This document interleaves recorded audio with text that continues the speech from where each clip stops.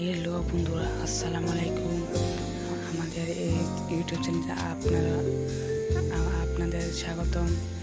আপনারা কীভাবে wallpaper set করবেন আমি সেটি আপনাদেরকে দেখিয়ে দিচ্ছি। তা দেখানোর আগে আপনারা আমার চ্যানেলে নতুন এসে থাকলে অবশ্যই সাবস্ক্রাইব করে দেবেন, যাতে আপনাদের কাছে আমার নতুন ভিডিওটি পুনরায় সবার আগে চলে যাওয়ার পর আপনারা যেন সবার আগে দেখতে পারেন ভিডিওটি।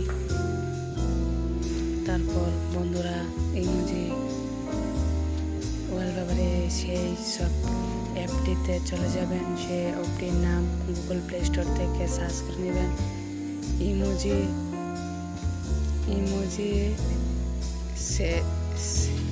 ইমোজি সেলফি স্মার্ট ওয়ালপেপার, সেটি সার্চ করে আপনারা এখানে ওয়ালপেপার আছে কোনার মাঝে, সেটিতে ক্লিক করে দিবেন। ক্লিক করার পর দেখেন অনেকগুলো ওয়ালপেপার আছে। এই ওয়ালপেপারটিতে অনেক ওয়ালপেপার আছে। এখানে আপনারা কোন ওয়ালপেপারটি সেট করবেন সেটি অবশ্যই চয়েস করে নেবেন।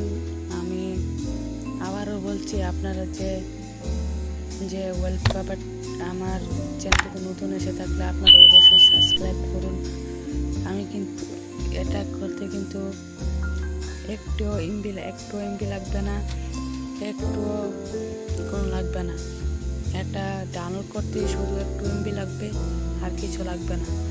তাই আমি আপনাদের বলছি, আপনাদের এই ভিডিওটি একটা লাইক দিয়ে, কমেন্ট করে, শেয়ার করে, সাবস্ক্রাইব করে দিয়ে যাবেন।